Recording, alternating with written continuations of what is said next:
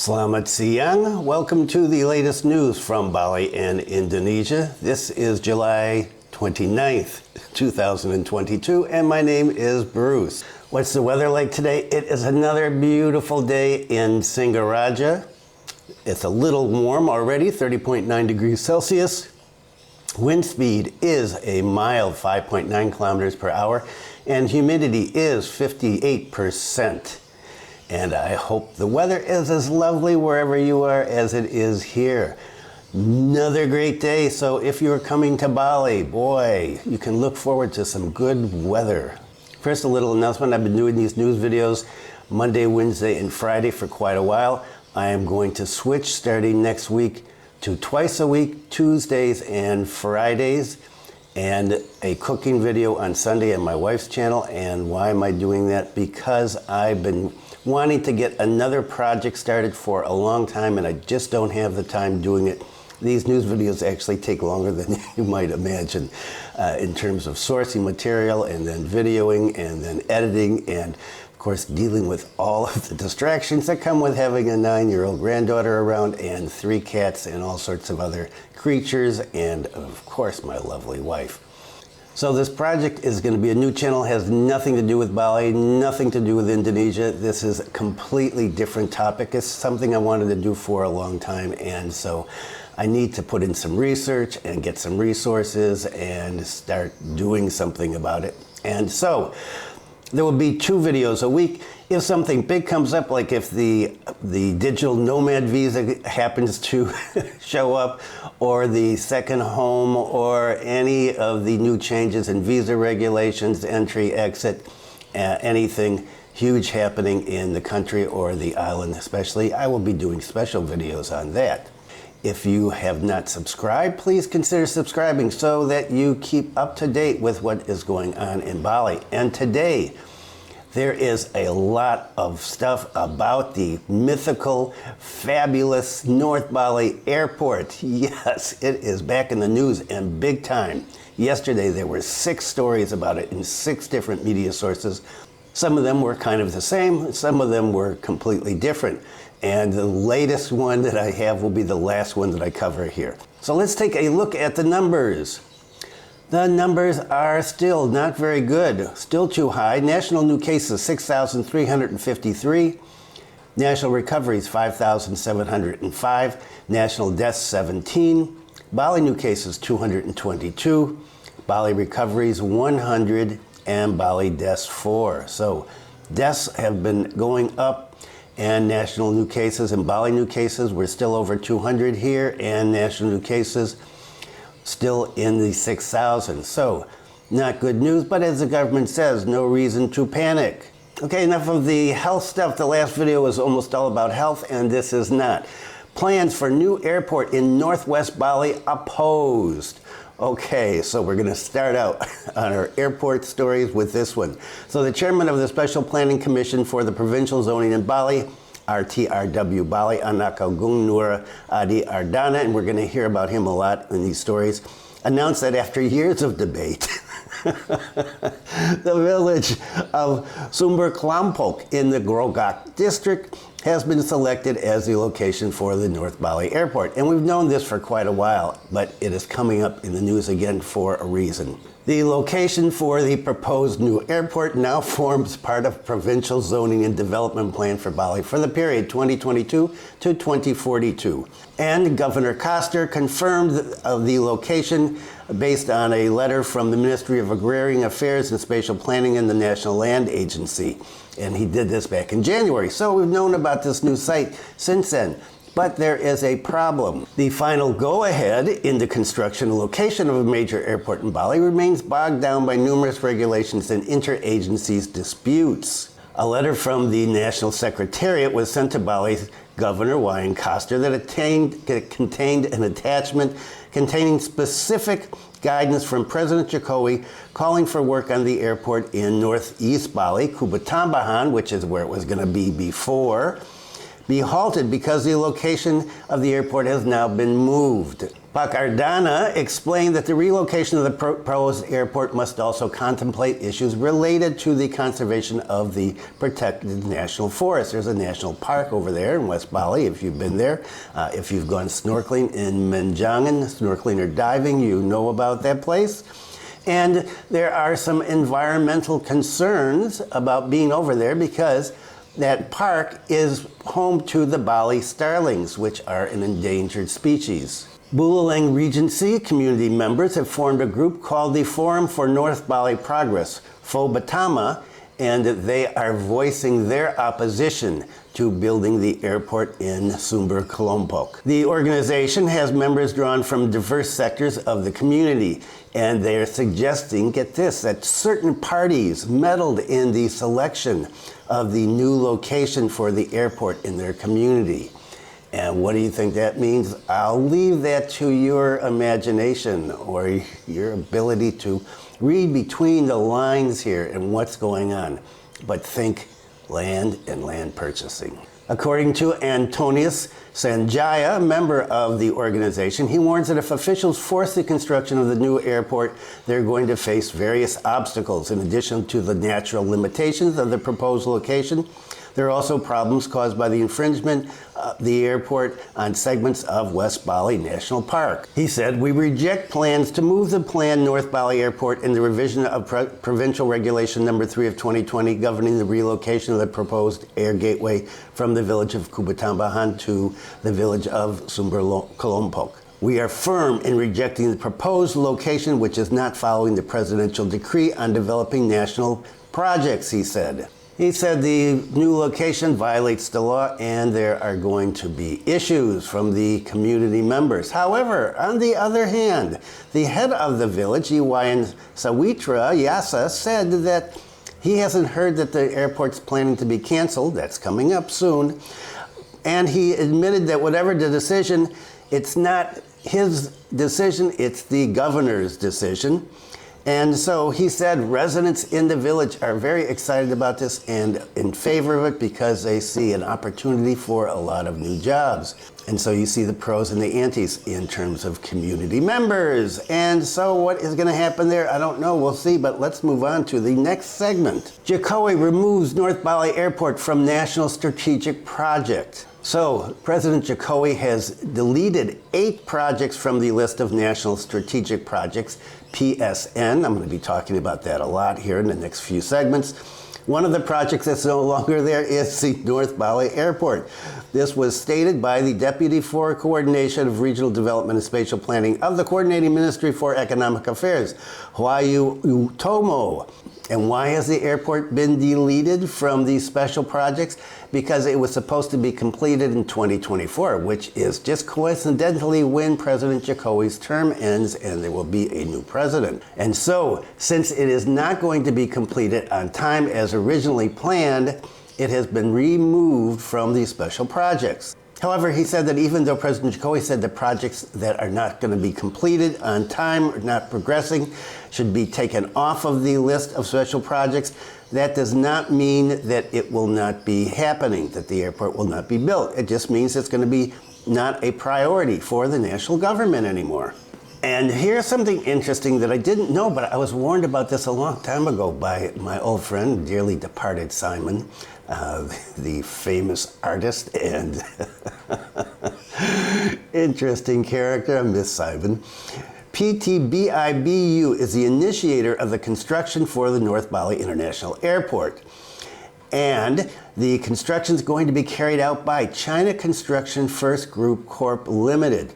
CCFG is a subsidiary of one of the giant state-owned enterprises in the bamboo curtain country, China State Construction Engineering Corp. Limited, CSCEC. So if this is going to be done by the China Construction Group, where are the workers going to be coming from? This has been an issue up here in the north before when they were building some big projects over to the west of us, and workers were coming in from China, and they weren't using local workers. And so is this going to be an issue again? This could be. According to this article, the Chinese company has a strong track record in financing and development in the construction sector and has experience in handling large construction projects. CCFG is also ready to fund the airport construction in North Bali. The airport is projected to have a runway that is 3,600 meters long and 45 meters wide. The airport can accommodate wide-body aircraft such as the Boeing 777. The terminal capacity will be 50 million passengers a year. Meanwhile, the cargo terminal will have a capacity of 110,000 tons a year. And the airport also has collaborated with AR/VR-based technology development companies adopting digital metaverse technology. So this is supposed to be a high-tech airport up here, being able to accommodate 50 million passengers a year. How many of those people actually want to come to North Bali? How many are going to want to go to South Bali? One of the original problems with this, well, not one of the original problems, one of the problems back a few years ago when there was a push and everybody was saying, oh, they're going to start construction right away, was a plan to have the low-cost airlines, the budget airlines, use this terminal, and the other airlines to use the terminal down south in Nurai. And there were complaints already from tourists, well, if the budget airlines are going to fly up north and I want to be in Kuta, Seminyak, Canggu, that means I'm going to have to take transportation and it's going to cost me money and it's going to take time. And that's no good. I don't want that. I want to go to Nurai. And so that is something that would have to be worked out if this airport is actually ever built. And here is something that's happening in the middle of all of this regarding the cancellation of North Bali Airport construction. Regent, it can be fought again. It could be fought again. So the construction of the new airport is reported to have failed. This news emerged because the airport was moved from the National Strategic Projects list. And so originally people said, oh, okay, it is not going to be built because it's been taken off there. And then after that, clarifications came out, as always in Indonesia, that no, it doesn't mean that. It just means it's not national priority anymore. Doesn't mean that it's not going to be built. They can still keep building it. It's just not going to be a priority from the central government. Well, when the Bupati of Bulaling was asked about this, he said, I haven't even heard about this. I just heard about this from the media. Nobody told me. He said, if you look at the projected capacity of Nurai Airport in the next few years, the airport's capacity will be overloaded. The limited capacity of the airport will have a direct impact on tourist arrivals, both foreign and domestic.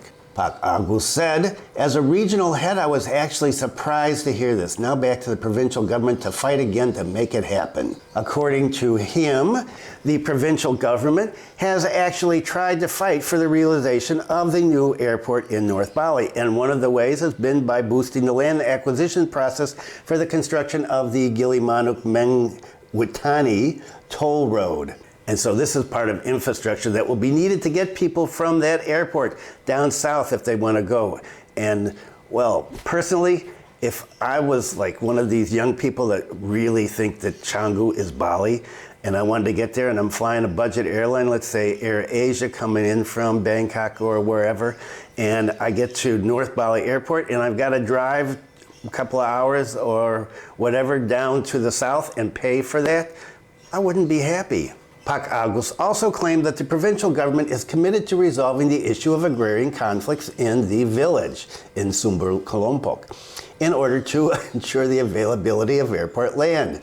He said the governor has tried his best to make this airport a reality. The effort is significant. I think this is because of the pandemic. So the center should put others first. This is not a dead card. It can be fought for again. So confusion going on here as all these announcements are being made. The left hand doesn't know what the right hand is doing. And what about the Minister of Transportation, who has been here checking on things, of course, for G20? Silence. Minister of Transportation reluctant to comment on North Bali Airport deletion from PSN. So the Minister of Transportation was here on a working visit to Bali, and his first agenda was the project for electric vehicles, the ecosystem, EV smart mobility. Next was reviewing the progress for the construction of Sanur Port. And lastly, the construction and revitalization of the VVIP terminal at Igusti Ngurah Rai International Airport because of, yes, G20. However, when the minister was asked about the North Bali airport and why it was removed from the National Strategic Projects, he didn't say anything. He just walked away from the reporters. And a spokesperson for the ministry, well, he didn't have anything to say either. He said, oh yeah, ask the governor about it. Boom, pass the ball. And when the governor was asked about it, he said very quietly, apparently, according to this report, wait for the play date. And he refused to expand on that kind of cryptic answer. And now we go back to the chairman of Commission 3 of Bali Provincial DPRD, the regional government here, A.A. Nura Adi Ardana, and I talked about him at the first segment of this. He said, okay, yes, that's true. The airport has been removed from the priority projects, the national priority projects, but that does not mean it's not going to be constructed. According to the head of Bali Provincial Transportation Service, or the head of Bali Transportation Agency, Samsi Gunarta, he said that even though the project was dropped by the PSN, it does not mean that construction is being canceled. He said that there are several studies related to land and financing schemes that still were needed, and meanwhile, he said, we are waiting for access to this. So, according to the local authorities, the local politicians and ministers, the airport is still going to be built, but we've got this other stuff to take care of. Okay, you got to take care of the land. You've got to take care of the community people who are not happy. Well, some are not happy, some are. And so there's a lot of issues here still to deal with. And the final segment on the airport. DPRD optimistic that North Bali airport construction will continue in 2026. The chairman of Commission 1 of the Bali DPRD, Inyoman Budi Utama, said that he was optimistic that the project would continue in 2026. He said, I understand that the North Bali new airport, which is being called BBBU, was removed from the PSN, the special projects, because the central government has it considered that it is not progressing, which is true. It is not progressing. He said, especially considering the determination of the location and the availability of airport land. And so he said, yeah, so we moved from over there, Kubutambahan, over there to Gorogak. And so we don't have the land yet here either. There was issues with the land in Kubutambahan because at one point, some land that they had picked out to put, there were too many temples there, and the local people were saying, no, you're not destroying our temples for an airport, forget it, that's not happening. Then they were gonna build an artificial island or some land, a peninsula going out to the sea, and that was gonna be done by a Canadian company, and they were gonna put the airport out there. And then that was supposedly, construction was underway, and then suddenly it wasn't.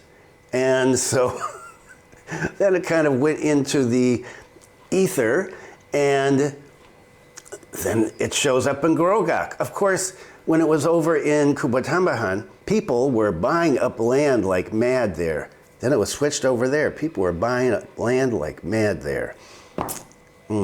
Okay. According to Pagbudi, in a period of 4 years until 2026, I am optimistic with mature study, with complete study, that the construction of the BBBU will re-enter the PSN program.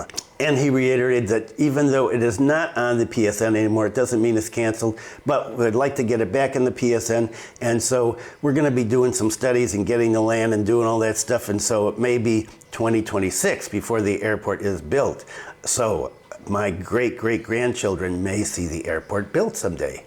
According to him, Pak Jokowi is strongly in favor of the airport, but things need to be strengthened by legality and a study by the Ministry of Transportation. He said it's later been stipulated in the 2022 to 2042 Bali regional regulations that the government will be building an airport here and they will decide when to implement it. And so that is it. What does all this mean? It means it's gonna be a while before the airport is here, if it ever shows up. Okay, next main story. Special VOA subjects for tourism adds 3 countries. 3 countries, big deal.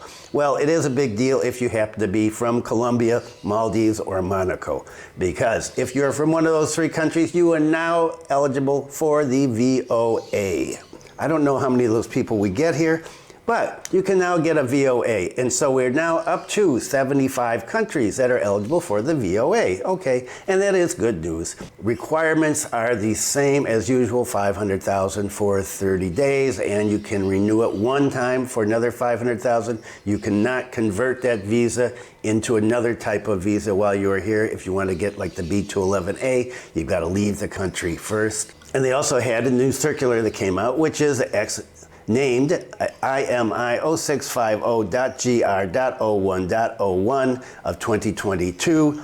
In addition to the 3 new countries, they also put in again the 9 countries that are subject to special tourist visa free, and those are ASEAN countries, and that is Brunei, the Philippines, Cambodia, Laos, Malaysia, Myanmar, Singapore, Thailand, and Vietnam. Same ones as before. And more on the money-changing scams, right? Now, I've talked about this 3-4 videos ago, and it is still going on, right? They said they were going to deal with this immediately, but there's still meetings about this. Damage to Bali's tourism image. Coordination meeting addresses money changer scams. And so this time there was a meeting, tourism stakeholders and the police and people from Bank Indonesia, and they were all talking about this again. The deputy governor said that fraudulent acts like this, the money changing scams that happen to foreign tourists, are very important and need to be addressed, as was mentioned almost a month ago. Apart from damaging the image of Bali's tourism, this kind of action could backfire for Bali, which is currently struggling to restore the tourism sector. In addition to talking about the money-changing scheme, the deputy governor also talked about other issues in the world of tourism, namely the provision of an international SIM for tourists, international SIM, an international driving license for foreigners. That's interesting. And environmental issues that are vulnerable to being used as a tool to undermine the image of Bali's tourism. I'm guessing he's alluding to demonstrations about the LNG, about the airport. You know, there are demonstrations going on about environmental issues, and of course, governments never like demonstrations. Regarding the money-changing scam, the representative from Bank of Indonesia said that money changing is regulated under BI regulation number blah, blah, blah, non-bank foreign exchange business activities.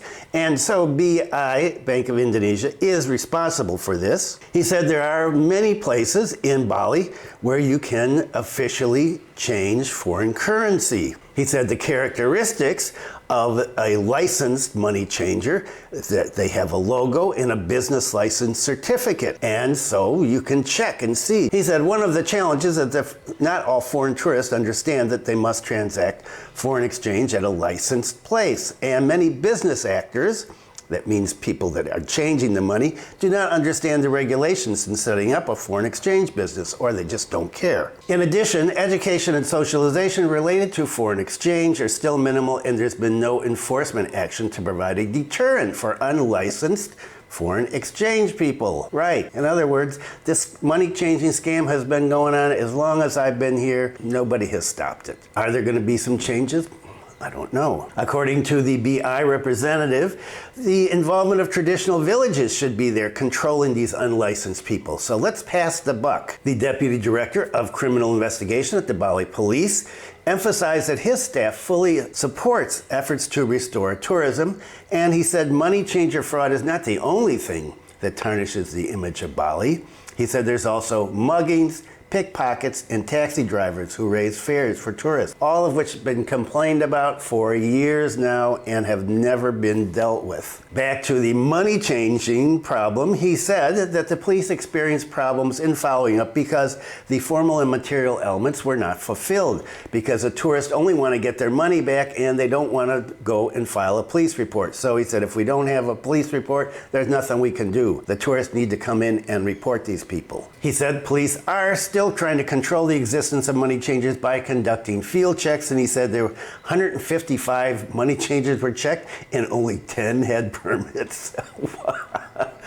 Wow. But he said we don't have the authority to close it. And the civil police, they don't have the authority to close it because regulations are in Bank of Indonesia. And so the civil folks who were in charge of keeping the peace and stuff said Bank of Indonesia needs to do this, and they need to work with the other parties so that this problem can be resolved soon. Meanwhile, the coordinator for Tourism Development Expert Group, Rai Surya Wijaya, said the government should be firm and not tolerate the existence of fake money changers who could, and they do, degrade the image of Bali's tourism. In line with BI's proposal, he said the involvement of traditional villages in controlling them should happen. Now, if the police can't legally stop it, can traditional villages legally stop it? The head of the Indonesia Tour Guide Association, Bali Nyoman Nuarta, said that there should be a formation of a task force and follow-up meetings to address this issue. So more meetings, blah, blah, blah. And the chairperson of the Indonesian Tourism Industry Association, there are a lot of folks at this meeting from a lot of different groups, said that strengthening prevention efforts is important and educating tourists to use electronic money in transactions. So this is an issue. When you are coming to Bali, here's a little advice from me. Watch where you're changing your money. Watch what you do with your credit cards. If you're using ATM in heavily trafficked areas, beware. If possible, use it inside of a bank. If you see an ATM machine inside of a bank or where there are security and 24-hour cameras, closed circuit cameras, so that if something happens, you can get proof of it. Okay, and I've talked about beach clubs, and well, Bali is changing. Sanur Beach, a special economic zone. A long-standing proposal that Sanur Beach area of Bali become a special economic zone, KEK, has received agreement from the National KEK Council, and that's chaired by the Coordinating Minister for the Economy, Pak Airlangga Hartanto. It's now expected that the National KEK Council will recommend to Pak Jokowi that the government regulations should be promulgated to support a special economic zone status for Sanur Beach. Establishing a special economic zone in Sanur Bali will be home to Indonesia's first integrated medical health facility. Pak Airlangga said he hoped this development would save Indonesia's foreign exchange while enhancing the national economy by transferring knowledge and technology from establishing world-class medical campus in Sanur. He said by creating a special economic zone in Sanur, this will stimulate a demand for human resources and new investment. By 2030, the minister hopes that the segment of between 4 and 8% of Indonesian public who now go overseas, and that's 123,000 to 240,000 people who go overseas for medical treatment, that they will instead go to Sanur for medical treatment. Projected through 2045, the total foreign exchange savings will be equal to 86 trillion rupiahs and generate 19.6 trillion in additional foreign exchange for the national economy as Bali becomes a site for medical tourism. The special economic zone that will be established in Sanur will showcase medical and tourism projects, including hospitals, clinics, hotels, accommodation, ethno-medicinal botanical garden, MICE facilities, MICE meeting, incentive conference exhibition, and a commercial center. The total land area projected for KEK in Sanur is 41.26 hectares. 43,647 jobs are expected to be created by making Sanur into a special economic zone. At the center of all of this is the Bali International Hospital being built in Sanur now in cooperation with the prestigious USA Mayo Clinic. Okay, that's it. Already talked about Tuesdays and Fridays are going to be the new videos videos, and Sunday on my wife's channel, and here is her latest video. If you found this video helpful, useful, informative, interesting, non-irritating, humorous, I'd appreciate a thumbs up. It helps with the YouTube algorithm. Yes, I don't even know about the YouTube algorithm, how it works. And if you haven't subscribed, please consider subscribing, because you will be kept updated on Tuesdays and Fridays when I put usual videos, as well as any special videos as things change in the future, more visas, new regulations about this, new regulations about that. You can never tell. And I appreciate the comments about the last video about, whoa, your new camera lens looks good. I like it better when you do it inside because it's clear. Right, because it is just so sunny outside. Okay, always appreciate the comments. Okay, thanks for viewing. Be kind to someone today. Stay safe, and I will see you on Tuesday.